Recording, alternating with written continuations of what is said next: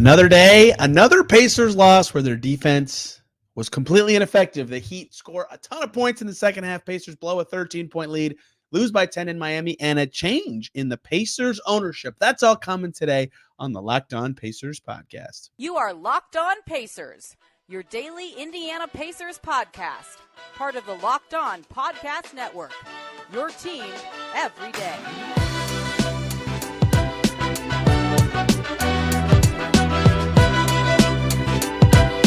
What up, y'all? Happy Friday. Congrats. You made it through the week, and welcome into another edition of the Locked On Pacers podcast, where we, of course, talk about the Indiana Pacers. As always, my name's Tony East. I cover the team for Forbes and SI, and today we're talking Pacers Heat, 10-point Pacers loss. That does not tell the story of this game very well at all. Tyrese Haliburton was amazing. The Pacers were up big in the first half. They were up 10 in the third quarter and got smoked the rest of the way.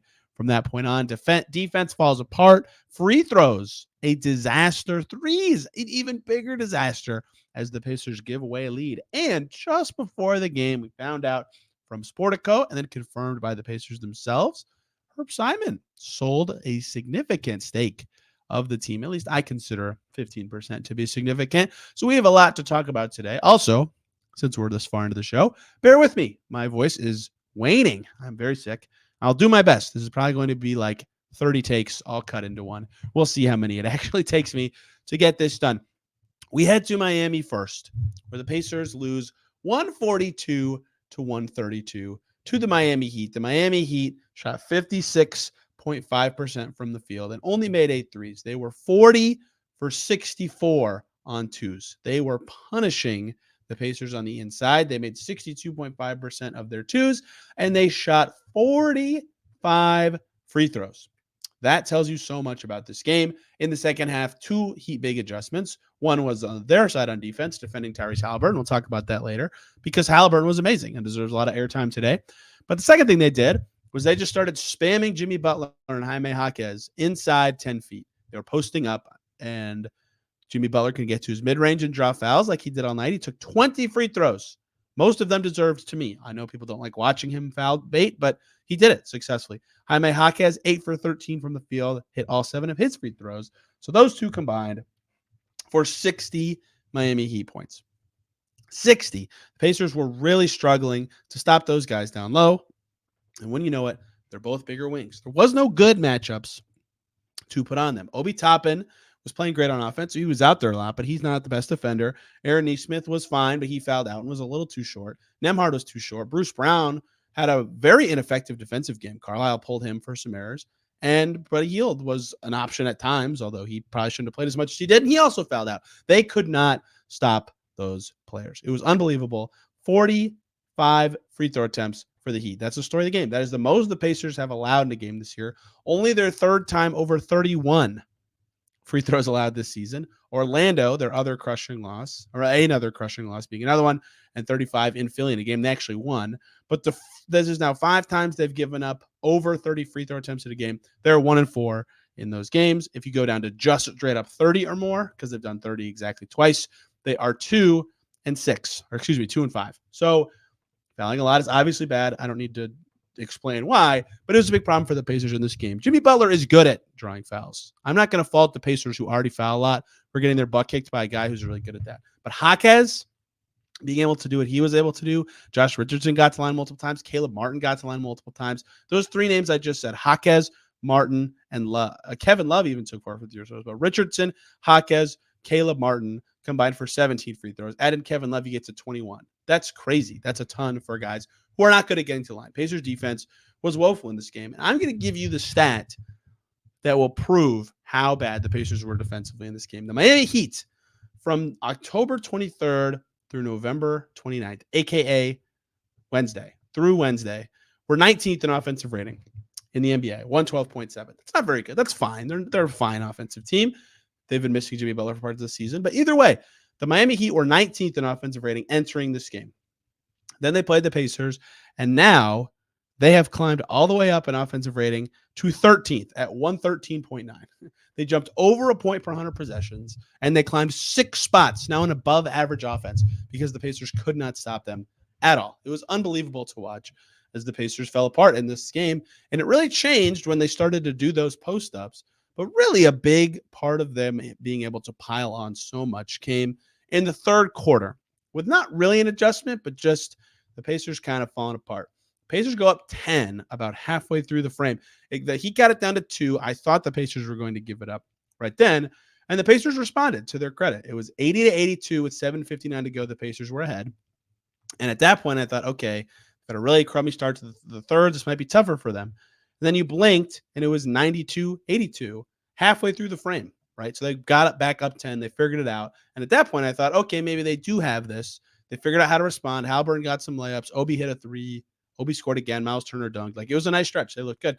And then the Heat did 2 things. One, they started to defend Tyrese Haliburton with a little more pressure, a little bit more pressure. And the Pacers responded immediately to that by throwing it to Turner in the paint, and then Turner would turn for the lobs to Toppin, whose man was sometimes doubling Haliburton, and that got them 2 easy chances really quickly.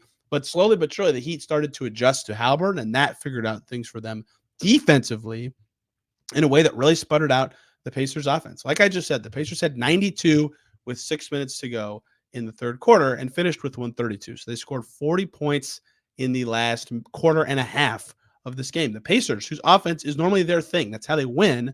And like 40 points in a quarter and a half is fine, but that's not the Pacers level, right? They scored 73 in the first half. They almost scored 80 per quarter in the first half. So their offense really stalled when the Heat adjusted better to Haliburton. They adjusted late in the second because Haliburton was on fire, but they really figured out what they wanted to do with him, I thought, in that middle point of the third. And that's when the game really changed, and the Pacers could not score. They really, really struggled. It was like pulling teeth for them. They got enough points down the stretch of the third to still be ahead. But then in the fourth, their offense sputtered, and the Heat were unbelievable offensively. Some of that is credit to the Heat. Some of that is credit and a detriment, I guess, to the Pacers for their poor defense. Fourth quarter of this game. Let's run some stats for you.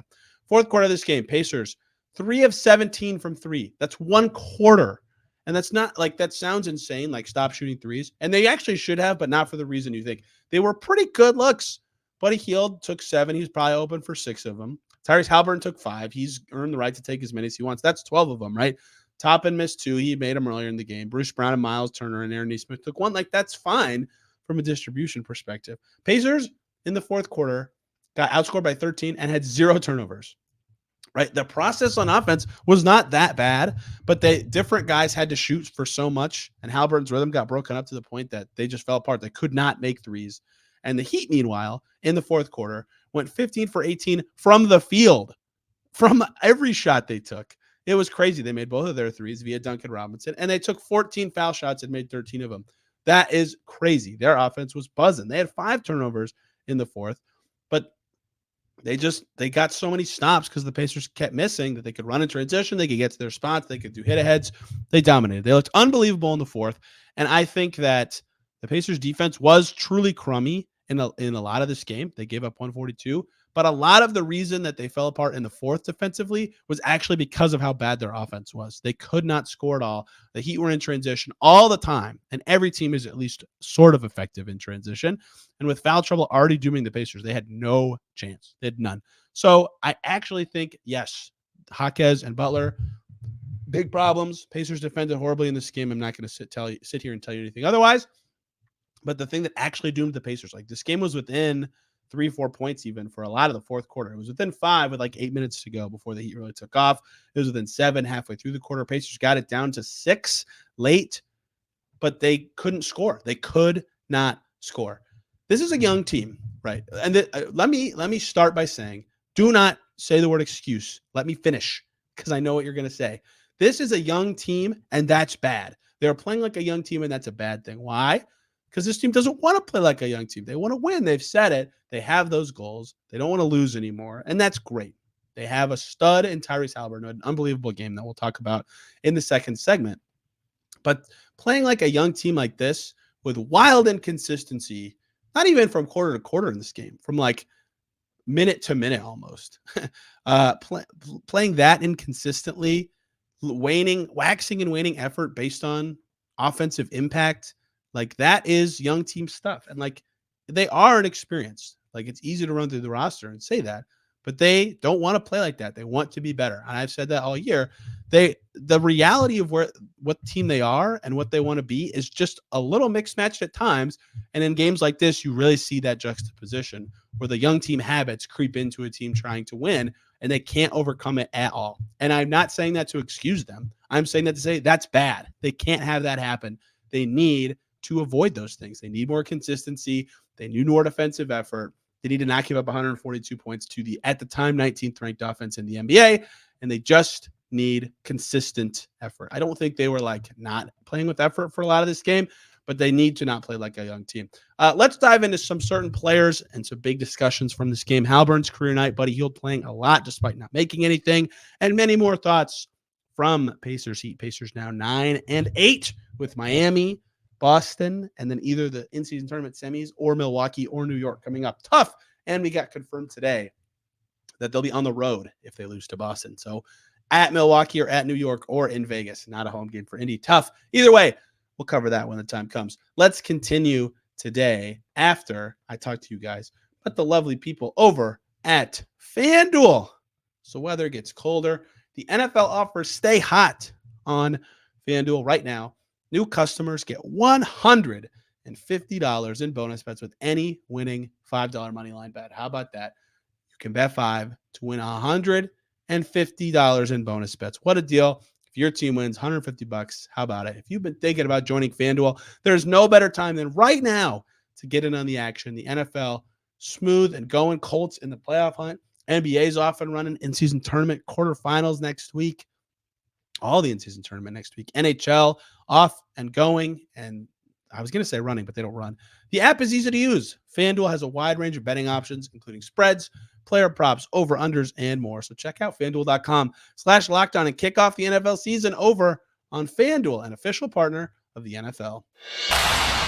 Back here on Locked On Pacers. Thanks for making us your first listen today and every day. Much appreciated. For your second listen, if you would like to relive this from the Heat perspective, Locked On Heat, Wes Goldberg, David Ramil will have more on Pacers Heat from the Heat perspective. Jimmy Butler returning from injury and being fantastic. Big turning point in this game for Jimmy Butler and the Heat was actually at halftime. Pacers were up 9.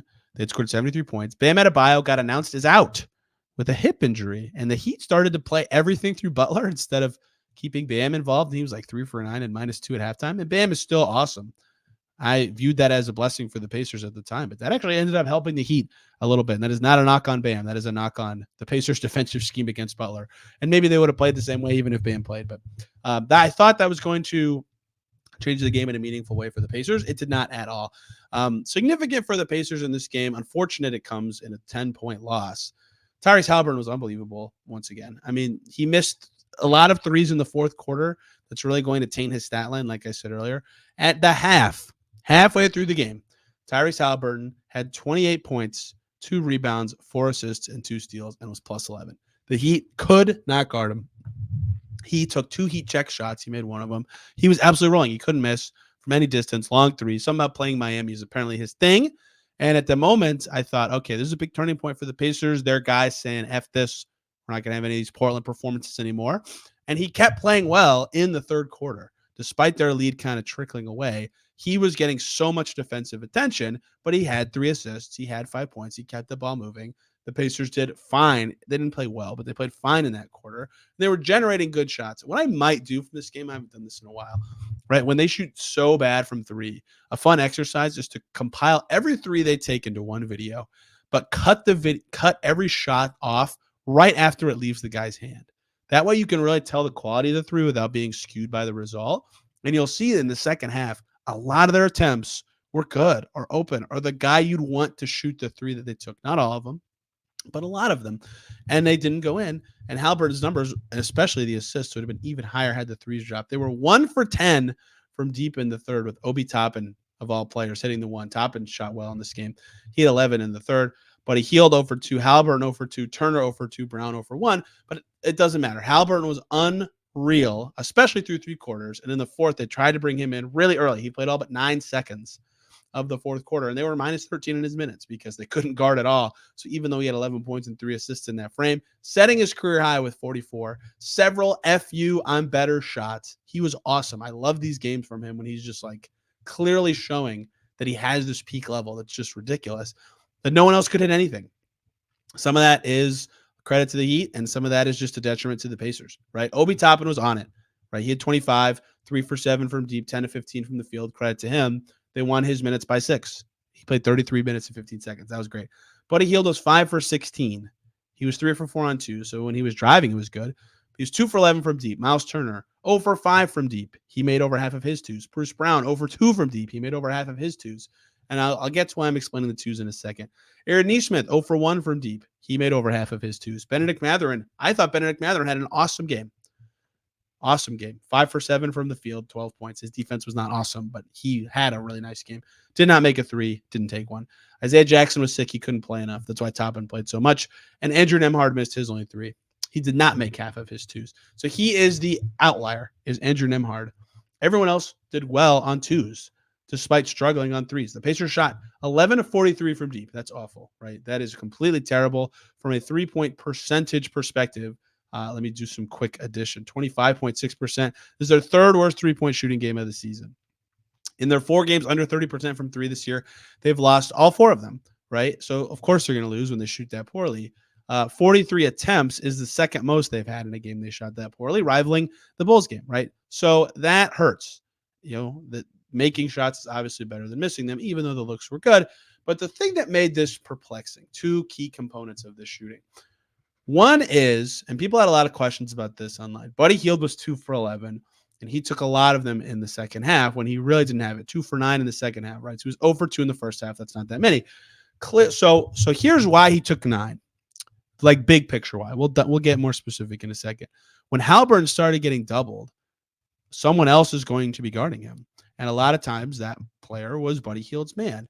And Tyrese Haliburton, being the smart point guard, said, well, if Buddy Hield's open, Buddy Hield can shoot threes. I'm just going to pass him the ball, and he's going to have an open shot. And that was often the case. That's why he got 9 good looks from deep and took them. And if you're the Pacers and you learned before the game, hey, for a whole half of this game, Buddy Hield's going to get open looks because Tyrese Haliburton's getting double teamed, you'd be like, heck yeah. But he couldn't make them. He could not make them. And people kept asking, why is he in there? If he can't make them and he's not defending well because he hasn't all season, why is he out there? I have 2 responses. One is I get it, and I would have been willing to sub him out if I'm the Pacers to some extent, although, like I said earlier, Nesmith had foul trouble, Nembhard had foul trouble, so maybe it should have been Mathurin in there, right? Maybe that would have been the answer. I thought Mathurin played a good game, and that's another reason I would have considered a sub. The other reason is, if they're going to double and he's going to be wide open, like I'm at the point with Buddy Hield. Yes, there's a lot of other parts of his game. I'm not talking about those right now. Just talking about the threes. He can miss 100 in a row. And I'm trusting him to make the next one because he's that good of a shooter, right? Like he just is. And so if you're the Pacers, you have to believe in the percentages. Like there is a thing, like cold nights and hot nights are a thing, but like there have been studies that they're not as much of a thing as players and fans and everyone gives credence to. And so I don't know what their thinking was necessarily, but I personally understood leaving him in because he's proven that he can all of a sudden just hit 3 in a row. And there you go. And like a lot of them were wide open and a lot of them want to at least 2 went in and out. So I get trusting that if you're the Pacers. I really do. Even though I personally might have thought about going to Mather. But again, they're open threes. Like you want your shooter out there for those.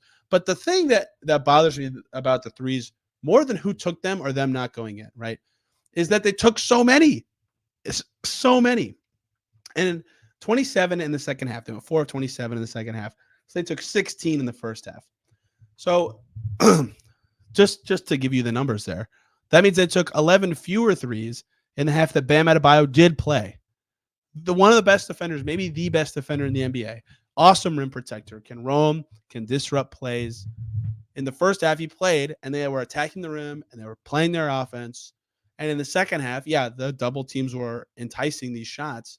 But I thought at halftime when they announced Bam was out, go through Miles with Thomas Bryant on him or attack the rim relentlessly. They don't have a good roamer. The paint's going to be more open. There's going to be more space. There's not going to be as much length and wingspan in your way. They did not do that.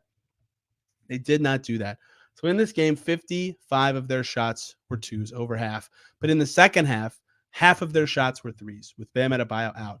I don't care who was taking the threes. That was the thing that I thought was the weirdest. Leaving Buddy Hield in was fine to me if he was going to be wide open from three. That's what you live with. But if you're not attacking the rim enough, it's just not going to matter. So that's where I think the Pacers had some issues in this game, was not taking advantage of what the Heat had to do in this game. And they didn't play Thomas Bryant that much. They played some Kevin Love at center. They played some Haywood Highsmith at center. They just went small. Jaquez was effectively the five at times. So that all changes the plan. But the Pacers did not, to me, exploit that enough and drive enough. And some of that was they didn't have the guys in there who could attack the rim, but some of that was just not the right awareness from some guys. Just go to the basket, attack the rim. They don't have the rim protector in there. So some self-inflicted wounds from the Pacers, some awful shooting from the Pacers, some terrible fouls because their defense was crap, a lot of stuff to clean up. And some of it could just be shooting luck. If they get these open shots again Saturday and they make 5 more of them, they'll win. And if they made 5 more threes tonight, they'd have gone 16 for 43. That's not even that good. That is 37%. That's fine. That's about their average for the season. They make 4 more threes, they shoot below their average, and they win, right? Like the low-hanging fruits just make your shots. Duh, that's the point of basketball. But cleaning up the fouls is important. I don't know how they'll adjust to Butler, but they definitely need to. So there's a lot of that stuff there for the Pacers. We'll see how they adjust. They play the same team again in 2 days, but I suspect that at first it will look subtle because I don't think the Heat will double Haliburton right away. But as the game progresses, I expect the way the Pacers defend Jimmy Butler to be different, the way they defend Jaime Jaquez to be different. The big wings shockingly killed the Pacers. And if Bam Adebayo plays, how the Pacers attack that and their shot diet will be very important. One more segment here, a little shorter to close this one out. Big news. First reported by Sportico and then confirmed by the Pacers themselves in a statement. Herb Simon family transferring via a sale 15% of the Pacers to a new ownership group. We got a lot to talk about with that. But before we do so, we're going to talk about the great people over at Gametime. My favorite way to buy tickets to any event. But you shouldn't have to worry. Whatever you're going to, sporting event, music, comedy night, theater, you shouldn't have to worry about getting tickets. With killer last-minute deals, all-in prices, views from your seat right in the app, and their best price guarantee, Gametime takes all the guesswork and all the worry out of buying tickets. I should know. I used it. I went to New York. I wanted to see the Liberty, who ended up making the finals. It was a great decision. Dallas Wings were in town. Perfect. Let's buy them. Hopped on Gametime. Checked out 3 seats to see what the views were. Liked those little corner ones for the price I was getting. Saw the price I was getting straight on there. All in prices on Gametime up front. So you know you're getting a great deal. No hidden fees. Super easy. I bought it in 2 clicks. And it was great. It was a fantastic process, and I really enjoyed the game. And they have their Gametime guarantee, which gives you peace of mind, because if you find tickets in the same section row or less, Gametime's going to credit you 110% of that difference. How about that? You know you're getting the best deal. You know you're getting a great view. You know you're getting a good process. What's not to like? Download the Gametime app, create an account, use the code LOCKEDONNBA for $20 off your first purchase. Terms apply, but again, create an account, redeem the code LOCKEDONNBA for $20 off. Download Gametime today. Last minute tickets. Lowest price guaranteed. Back here on Locked On Pacers. Thanks for making us your first listen today and every single day. For your second listen, check out Locked On Bulls. I very much enjoyed watching the end of Bulls Bucks after the Pacers game ended. Bulls win without LaVine and DeRozan. I'm sure there will be very measured responses to that. Alex Caruso was awesome. The Bucks are weird. They're 13-6. They're not that threatening to me, but they'll get better. They're new coach, new team. All that. I think my voice has 6 more minutes in it. We'll see. You can't see this, but there's been long pauses between these segments. Okay, big news. Dropped by Sportico, and then eventually, obviously, the Pacers put out a statement, so confirming it, that partially a sale up top in the ownership group for the Pacers. Steven Rawls, it's not Rails like I've heard, it's Rawls, previously owned 5% of the Pacers, first of all, which is noteworthy. So you'll see a lot of headlines saying he bought 20% of the Pacers. He bought 15% now. He already owned 5%. That's per Sportico. Reached an agreement to purchase a 15% minority stake in the Pacers per Sportico at a $3.47 billion valuation. That's big money. The Mavs just sold for about that. Obviously, some different motivations for Mark Cuban, but that's fascinating. That's a good valuation for the Simons to do. And it's interesting that now someone, Rawls in this case, his brother, owns, or as an investor, excuse me, in the Washington Commanders in the NFL. So Rawls now owns 20% of the Pacers. And according to Sportico, the deal includes a possible path to control for Rawls should the Simon family ever choose to sell. That's according to their sources for this. They said that could be the standard right of first refusal, for example, if there's other offers, or if they want to sell to someone else, they get the first bid, first offer, which gives them an exclusive window to secure a deal. That's happened before with other team sales. So that is fascinating, obviously. The Simons have said before that if Herb ever moves on, that Steve Simon, his son, who's been around a lot and is a little more involved with the team now, would become the controlling owner. He already has a lot of impact with the team. So the Simons would still be the majority owners, of course. They still would own 80%, but now there's another voice with even more of a voice in the room. Rawls, for those of you who don't know, went to DePaul with a W, not an L. If you don't live in Indiana, that's in Greencastle, Indiana, like an hour and a half, maybe a little under that, from Indianapolis, but is a Maryland native. So he does have ties to the state before, and the Donner Corporation, where he serves as a board chair, is a company that he has been a part of, including, I believe, being a founder. Sportico valued the Pacers last year at $2.02 billion, right? So fascinating that the valuation went up that much, but I think with the TV revenue deal coming in and in somewhat imminent expansion, I'm not exactly sure when that's going to be a thing for the NBA. Perhaps the new TV deal could be a good time to leap in there. We'll see what the league decides to do. But it is fascinating that it's so much more than even recent valuations. So good for the Simons there.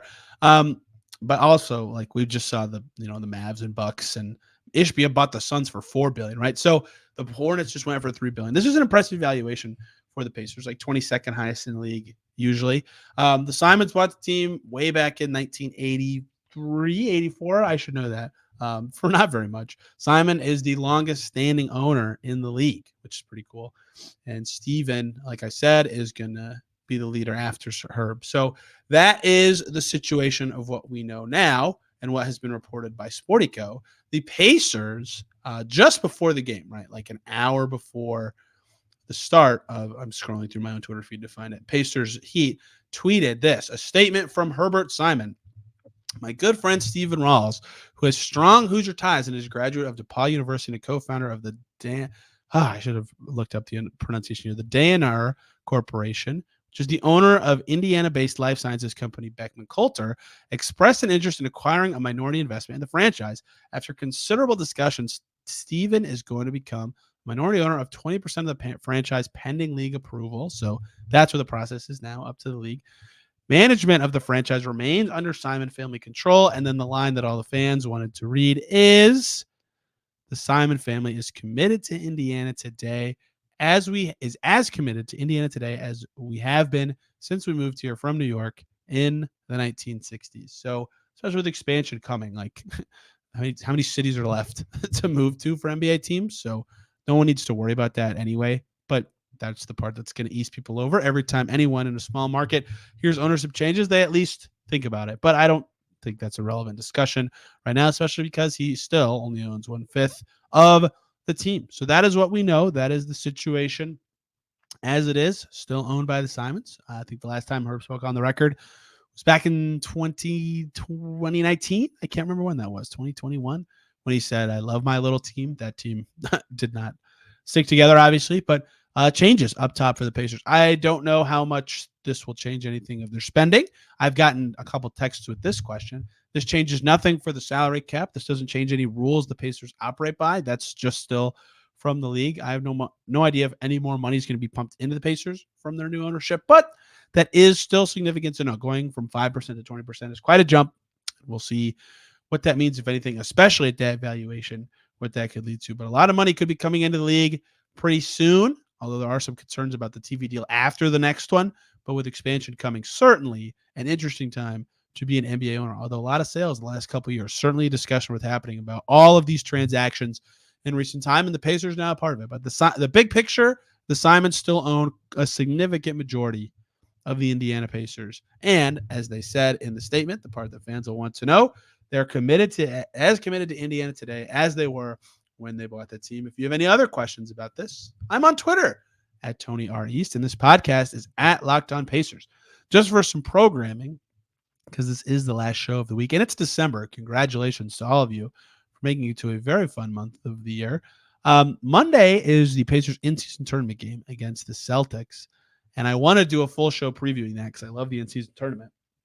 So John Corrales from Locked On Celtics and I are going to do a show for Monday, and so I don't want to totally ignore Saturday's Heat game. So if my voice returns enough, or the game is interesting enough, or both, I'll do a bonus show on Saturday. How about that? So we'll talk about the Heat game, and I'll sneak in other topics. I've got some stories coming up that I think will be interesting to talk about. So if the game is not interesting, or I just can't talk at all, I can't believe I made it this far, there will be nothing, but perhaps there will be a bonus one so that we can roll into in-season tournament quarterfinal action. Speaking of in-season tournament, I keep rambling even though I keep saying I should be done. We learned via the NBA scheduling that should the Pacers lose to the Celtics Monday, they will be on the road no matter what for the second game. It would be Indiana at New York or Indiana at Milwaukee, regardless of the seeding. So there's a lot in the air with stadiums and scheduling there, but Pacers will be on the road no matter what if they lose to the Celtics, or if they win, they'll be in Vegas. All of that will be coming next week. Thank you all for listening all this week here on the Locked On Pacers podcast. Hope you had a wonderful week. Hope you've been enjoying this Pacers season. I've really enjoyed interacting with all of you and seeing that I made some of your Spotify raps. That is always crazy to me. Thank you all so much for listening. Have a fantastic weekend. We will either see you Sunday morning or Monday. Till then, take care.